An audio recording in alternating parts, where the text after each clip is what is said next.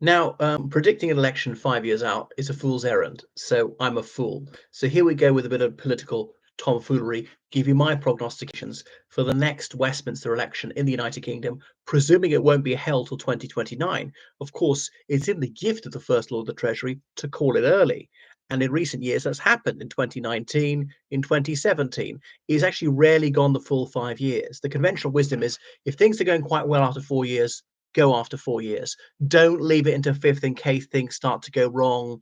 There might be some unforeseen event which really queers the pitch for the governing party. But because Labour's always harping on about stability and continuity, presumably they like to go through the whole 5 years. People are bored of too much political lability and might actually be quite pleased to have what they see as some normality, some dullness, just things carrying on without too much drama. So Labour are going to win the next election, almost certainly. It's very rare for a party to win one and then lose straight away when they've just come into office. The last time that happened was 1970, where the Conservatives, Conservatives won in 1970, then lost February 74. Admittedly, having got a plurality of the votes, but not of the seats. Um, so yeah, the Conservatives got some longer term problems. Obviously, they do very poorly amongst younger voters. They're heavily reliant on the silver vote. They always were, but even more reliant than ever before. And obviously, some of those will die over the next 5 years and not be replaced by younger people. So the Conservatives, I mean, if the mass membership gets to choose the new Conservative leader, as looks to be the case, but the 1922 committee is debating that one, then they go for the more right-wing candidate. The trouble is the really talented people say, nah, don't go for it this time. That's a poisoned chalice. Whoever becomes Tory leader this year will never be prime minister because she, and it's more likely she than he, will lose in about 5 years' time.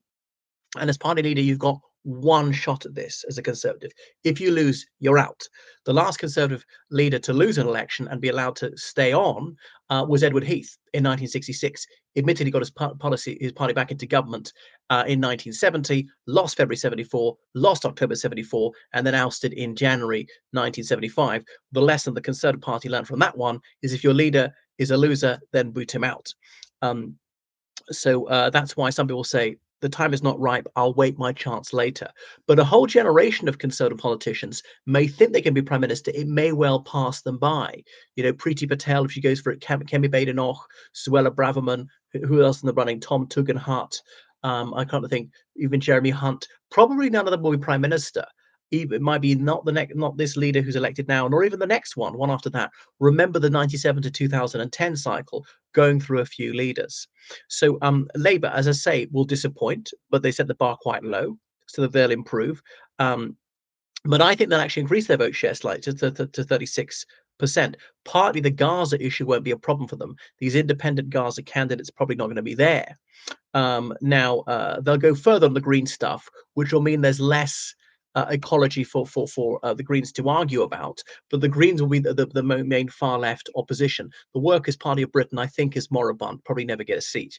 So I'm going to say Labour on 36% and 370 seats. So lose about 40 seats, but still have a clear majority. The Conservatives go up to 28 percentage points and 180 seats, but that's largely Reform UK voters returning to the Conservative Party. As I say, I think they've already hit their ceiling, Reform UK, but I don't think they're about to disappear. This is because there was such disgruntlement with the Conservative Party. It's a protest vote against the Tories. Next time a protest vote against Labour with the governing party, the easy way to do that is to vote Conservative. That's the only way to get rid of Labour. We knew the Conservatives were on their way out anyway this time. And the Conservatives will probably tack to the right, which will win back some more voters. Of course, Labour is going to be horrific on immigration, just way too much immigration, legal and illegal, and that will make things easy for the Conservatives. But, you know, the public will not have forgiven the Conservatives for the disorder and the policy failures of the previous 14 years. That'll still be too fresh in the memory. A bit like, you know, now this election of 2024, nobody mentioned the Brown Blair years. It's too long ago. It's just not relevant. So the Liberal Democrats, I think they'll increase their vote share slightly to 12%, but actually fall in seats because then they won 60 seats. And that's mostly because people who previously voted Conservative went for Reform UK, and they won mostly in rural southern England. So I think that's one of the anomalies of the first past the post system. Go up in votes and down in seats, and vice versa. But 50 seats is still a very creditable performance from them. I wonder if by that point it'd be time for Sir Ed Davey to stand aside as leader.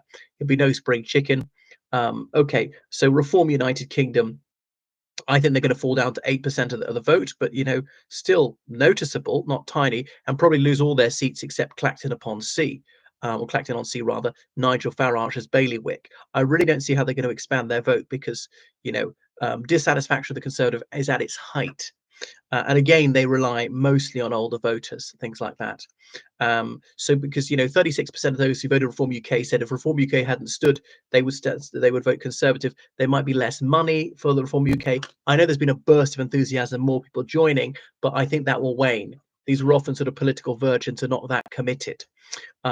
Right, so the Green Party go up slightly to 8%, stay on 4 seats.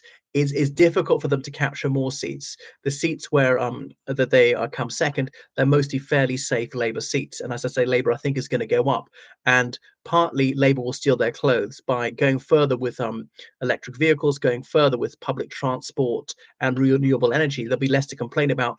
Gaza was also an issue that the Greens exploited, and that's not going to be there in 5 years' time. So the Scottish National Party undergoes something of a recovery. They would have lost Holyrood by then, and so got to 4% of the vote, almost half the vote in Scotland, a little bit up in terms of seats, up to 20 seats from, is it 10 at the moment? So yeah, Labour will still remain the largest party in Scotland in terms of votes, and indeed Westminster seats. I think the Conservatives will stay roughly where they are in Scotland, make a small recovery in Wales, get back a couple of seats.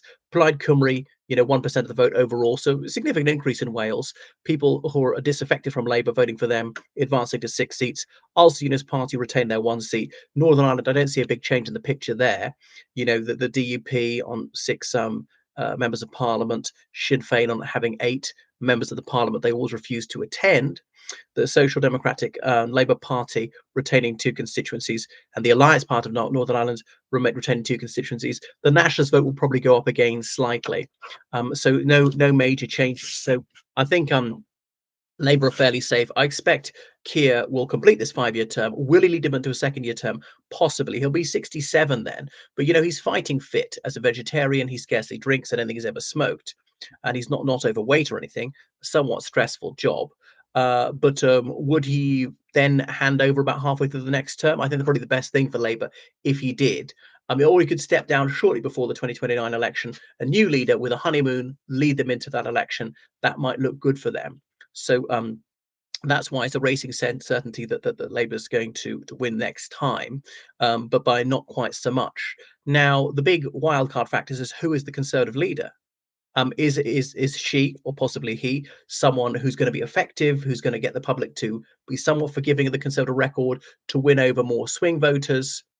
Yeah, but it's very hard to win over swing voters and to win back people who switch to Reform UK. How do you square that circle? And other things. What's going to happen to the economy? Is it going to grow? Is it going to not? The government's got limited influence over this, and a lot of this to do with either the global economic cycle. What's going to happen in the Ukraine war? Is peace negotiated? Does Ukraine liberate itself? I don't really see that happening. Does Russia actually win decisively? And these would cause all sorts of problems for Labour if that were to happen. Even more Ukrainian refugees, more money have to be spent on defence. And yeah, anything can happen at backgammon.